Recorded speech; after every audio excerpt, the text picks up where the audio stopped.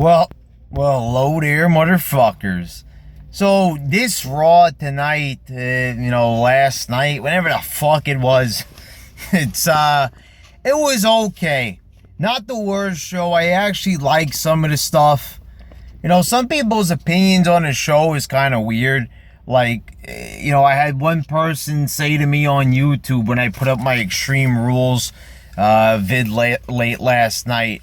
I had to do some editing on it because my phone was fucking up. And someone, was telling me that I was going to hate a segment, but I ended up liking it. Let's just, start right from the top. Seth Rollins comes out to cut a promo. And, a little bit of logic here about Seth Rollins. If people are cheering him, they probably should have made him a face. But then again, they don't have a lot of top heels. So, I like Rollins as a heel. I'm not dying for the guy to be a face. A decent promo here. He reminds everybody that you're cheering him, but when he left, you hated him. So that's a pretty good point right there. People missed him because the guy was putting on good matches, and I don't exactly miss the guy with these long-winded 20-minute promos. Not like the guy's bad at promos. I think he's doing the best he can with the material that he was given. So, it was an all right little reintroductory promo here. Roman Reigns came out. Roman doesn't even say a word. Shane comes out. There's no fight, no pull-apart brawl. They got the chance here to come out with a hot angle right off the bat. We've been waiting for Seth Rollins. It was cool to see the pedigree, but on Raw, what happened, huh? Where's the action? Where the fuck's the action at? This should be a fierce brawl. WWE once again missing a chance for something to happen. It's okay. We got a return and everything, and not that it was bad, but you notice how the crowd just didn't give a shit when Shane announced the match. Or like, hey, it's WrestleMania quality, and I agree with that to an extent. I'm sure this is going to be a really good match. Like I said, I've been up more on Reigns. The guy gave us 2 pretty good matches, and I don't want to hear the bullshit that he carried, that AJ carried the match. Look, some guys can have a good match with everybody. Roman Reigns ain't good enough to have a good match with everybody. He's not a Shawn Michaels. He ain't a Stone Cold Steve Austin. So we have to accept that. But Roman Reigns isn't really the bad wrestler that I thought that he originally was. And once again, it's following the hype. Yeah, I know we're going to have a lot of fucking assholes come on here. Oh, what happened to you, Brad? You're becoming a Roman lover. No, not saying I'm a Roman lover.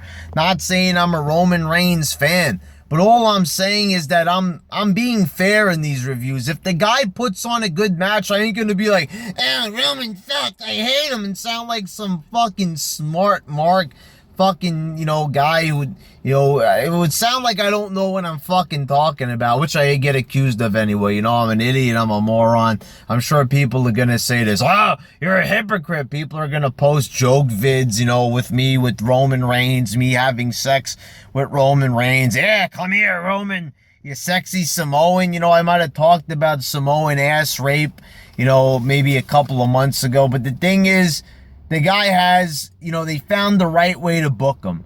That's what it was all about all along. It's about the writing, the booking, and even though I'm not crazy about this guy, that they have been doing some smart booking and putting him against AJ Styles. And they'd be like, because AJ's the best guy in the company. Whatever it is, the guy gave us a good match, all right? They should have did a pull-apart brawl to make things more exciting instead of going for the bland match announcement here. Sami Zayn defeated Sheamus in a Money in the Bank qualifying match. This is an okay, it was an okay match. Nothing bad about it. It was all right. Sheamus, they forgot about Sheamus like the past couple of weeks, the past month or so. He's at Mania, and then we don't see him for like the past 2 pay-per-views or something like that. But, it was okay. I'm still not crazy about Sami Zayn. Hey, the guy's a great wrestler. But, like I said, first of all, the guy doesn't look like a star. Sheamus cut a brief promo before the match, making fun of the guy's hat. You know, exactly. You know, it's a goofy looking fucking hat. He's got a goofy fucking checkered outfit. The guy looks like a motherfucking taxi cab driver. But, you know, the guy does a good job. He puts on good matches, but, you know, this is not like the next Shawn Michaels. This is not the next Jericho, like the next top high flyer. This is just, you know, a guy that they have on the roster that puts on some decent matches. But it's not like the guy is the best or anything. You know, the guy is very overrated. The guys that's, you know, the match he had with Nakamura, these were really good matches. We can't take that away from him. But I just don't see Sami Zayn being, you know, the next top star. Once again, there's, you know, they want to prolong this feud between Owens and Zayn. There's no interaction here. You know, it's the pay-per-view and then nothing. All right, you know, they want to sell this angle like they're going to be fighting forever, fighting for the rest of their careers, and I don't see them fighting. Don't see it. After the match, you had Apollo Crews starting to cut a promo. Then Sheamus attacks him. You know, he starts screaming about the new era. You know, that's an okay little angle here. I don't hate Sheamus. And you notice, guys, that I've never said that I've hated Sheamus, but once again, Sheamus is a guy a lot like Roman Reigns. The guy has potential, but, you know, he needs to have the right opponent. You know, Sheamus worked well with Cena. He's worked well with a few other guys like Ziggler. He needs to have the right opponent. Then we had New Day coming out with a cheesy-ass segment. It's the 1200th Raw. You know, Raw's been going for a while, and you would think, yeah, it's 1200 episodes. Maybe every 100 episodes do something special. They didn't even make, like, this was just some cheap-ass segment, a way to get New Day out there. And, like, why is New Day responsible for celebrating Raw? Like, you know, they just throw him out there to shill that this is the fucking 1200 episode. You know, am I supposed to, you know, how am I supposed to react to a segment like this? So the Social Outcasts come out, they attack them before the match, then they have a match, and it lasts about a minute or two. I guess now that Adam Rose has been released, they've decided, hey, you know, let's go with, you know, I'll address that in another video, Adam Rose and Cody Rhodes being released. I know people were asking me about this on Twitter, and I think a couple on YouTube. You know, not a lot of people, but decent amount of people were asking me for my opinion on that. So, yeah, we'll talk about that. So, yeah, the Social Outcasts, after the match, they start fooling around who they're going to hit with the cake. JBL, Michael Cole, Byron Saxton. And once again, I love, like, how much Cole and JBL show hatred towards Byron Saxton. I hate the guy, too, and so does everybody else. So why don't they get rid of him? I'd rather have fucking Booker T there, that fucking babbling lunatic, than fucking Byron Saxton, for God fucking sakes. You know, why do we have this guy here if, like, you know, we're told that he's a bad announcer? So they hit Heath Slater with the fucking cake. I mean, fucking seriously, guys, how long are we gonna do the fucking cake shit? They've been doing this fucking bullshit for how long now? How long have they been doing the cake fucking bullshit? I'll tell you how long they've been doing it, since fucking Doink the Clown. This is not funny. A pie in the face, a cake in the face. You know, all right. You know, oh, but it's different, Brad, because this was a double layered ice cream cake. Oh, that makes a world of a difference. Cesaro defeated The Miz in a Money in the Bank qualifying match. It was a decent match. You know, I'm not going to complain about a decent match. Miz's promo before the match was decent as well. Nothing mind-blowing here, guys. You know, once again, nothing really eventful. Just really, that's the problem here. It's so by the numbers. It's so basic. Promo, match. Nothing really came of the promo. Nothing happened in the promo. Nothing happened post-match. You know, it's just nothing exciting really happening here. It's just, like I said, by the numbers, getting from point A to point B. You might have a decent match, but you know, it's not really amounting to much. Yes, somebody advanced in a fucking Money in the Bank qualifier, but, you know, I'm just pointing it out that there's nothing eventful on the show. Not knocking the talent or anything here. Jericho defeated Apollo Crews. So the funny thing about this match, no, I'm not talking about the botch by Apollo Crews. I'm not gonna go fucking nuts over a botch. You know, whatever. Jericho kind of, or Crews didn't get out of the way of the line, so there's gonna be some pretty epic reversal somewhere in this match, but it didn't happen. Apollo Crews doesn't even act like he's been attacked by Sheamus. Sheamus is nowhere to be found during this match. Why the fuck did they even bother to do the fucking pre-match attack if they're not even gonna, you know, follow up on it? Did the writers forget, or Apollo Crews forget? What the fuck happened here? You know, it was almost like nothing even fucking happened. I don't get it. Yeah, give me a moment. I'm gonna turn on. It's getting a little bit dark in here. I want to put on the fucking light here for this video. 1 second. That's just pure laziness. Like, did they actually fucking forget to have Crews sell there? I don't really fucking know. But I thought that was really unusual. Bob Backlund had this little segment with Darren Young, and they showed this on SmackDown. You know, why even bother debuting this on SmackDown if no one even seen it and they're just going to repeat it again anyway? I really don't understand that at all. You know, just show it once, you know, on Raw, and that's it, and then repeat it on SmackDown. Because I already saw this on YouTube. You know, they put it up on YouTube, and then they're gonna show it again. You know, give us a new segment, but, you know, be a little bit more creative than repeating the fucking same segment twice in a row. You know, I see. So saying that I saw SmackDown, I would see it on SmackDown, YouTube, and then Raw again. Am I gonna watch the same segment 3 fucking times? Baron Corbin and Dolph Ziggler exchange words backstage. Guys, I see Corbin as a massive star. I don't know why he's been reduced to this seemingly endless feud with Dolph Ziggler that's not going anywhere. Where the fuck, you know, is the results here? I don't, like, where's the payoff to this fucking match?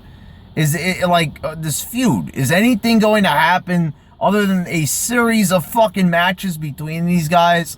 I mean, it's got to amount to something. The guy won the Battle Royal. It's a slow build. It's a slow burn. Corbin isn't even on the show every week. I mean, this is a big-time star that they've got on their hands. He looks like a star. He's got what they're looking for, the height. He's got the look. The guy's not a bad wrestler. People keep kicking out of the fucking deep six. That should be the guy's finisher. You know, that move is even more awesome than the end of days, in my opinion. The fucking rotations that guy gets on the fucking move. It's so fucking awesome. So they're going to have a match next week. A technical wrestling match. You know, a fucking... You know, I didn't realize that Dolph Ziggler was such a fucking technical wrestler.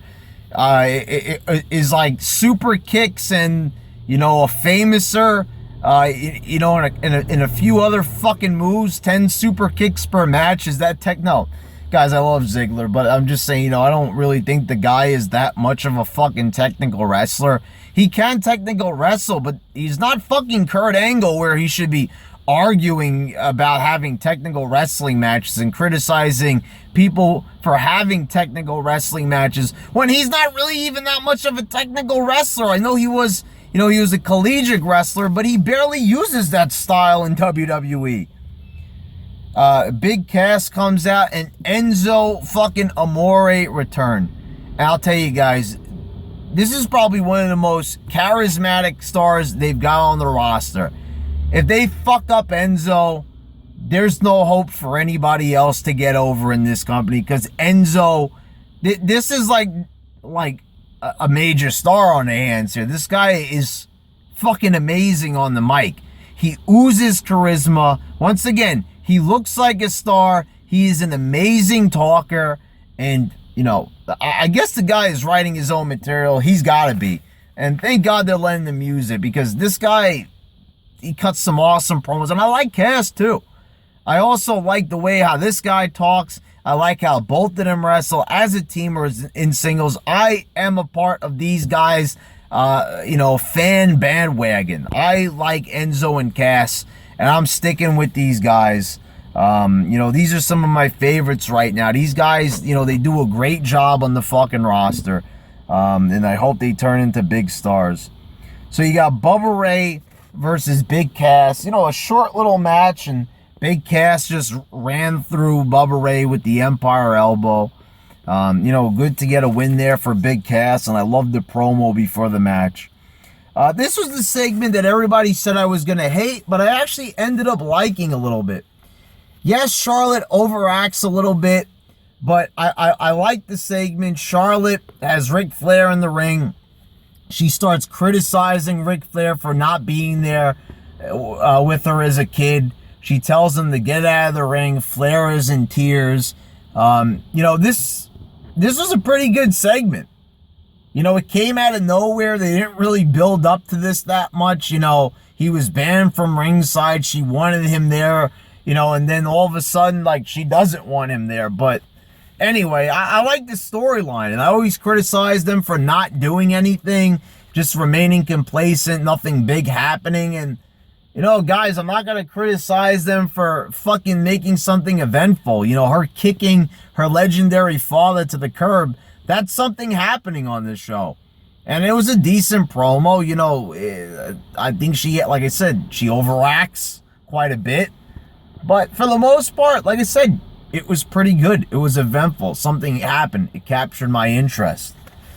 I don't, you know, Dana Brooke being paired up with Charlotte, you know, besides Dana Brooke being pretty fucking hot, I don't really care for her that much. So, you know, I think Charlotte doesn't really need Dana Brooke. She's kind of just like a fucking, you know, tumor here, you know, like a fucking, like a goiter just sticking out from, you know, on the side of her, a fucking sidekick that she doesn't need.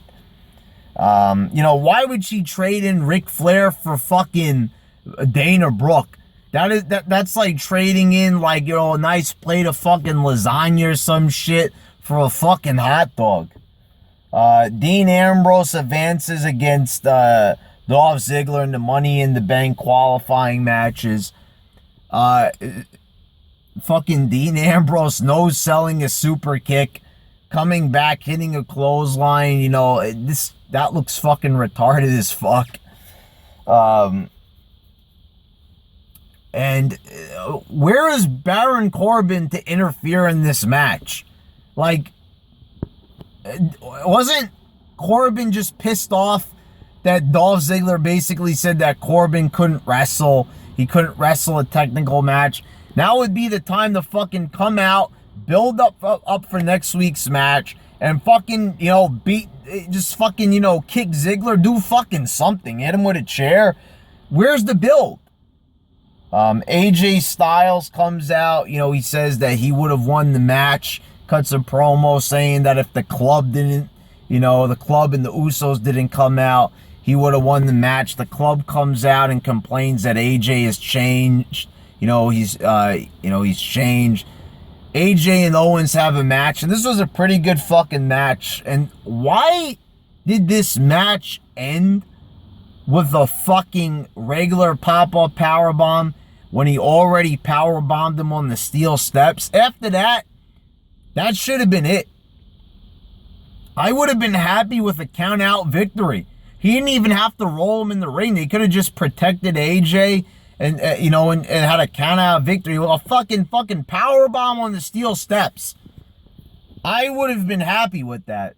But the club doesn't interfere. Once again, there's no follow-up here. I really don't get the fucking direction of this company. So, you know, we had some good matches, but some fucking laziness. You know, an opportunity for Corbin to come out, an opportunity for the club to interfere against AJ and further advance the storyline. They're trying to prolong it. But once again, they miss a chance to make things more eventful. They fucked up completely with Apollo Crews not selling the attack or following up with Sheamus. So, you know, now they're just being fucking sloppy now. Now they're just being fucking sloppy with their shit. Now they look like they're trying to improve, making some storylines, making some things a bit more eventful, but then they just end up fucking it up. It's like they just can't fucking seal the deal. They try, they look like they're trying, and then they can't just quite get it done. Not a terrible show by any means. There was some things that interested me here on this show, but, you know, I was begging for just some things to finally, you know, just come full circle already. Things that they started on the show that they could have added to, made it better. But, you know, so, you know, it's just some of these things, even if it's like a good match like Cesaro and Miz, it's so uneventful. It has a hard time holding my attention. I'm watching it, but I'm like, yeah, you know, it's like you're watching it, but sometimes they're like barely even watching it. You're kind of just, you know, I don't know. I don't even know how I sometimes manage to stay awake for this shit, to be quite honest. Even if it isn't, you know, even if, like I said, even if they're having good matches, it sometimes doesn't matter. It's like, it's still not completely holding my interest. I have a hard time saying it's good. Well, anyway, guys, not the worst show in the fucking world. It was alright. People are gonna complain because I said some decent things about Roman Reigns, and if that's the case, then go right ahead, people.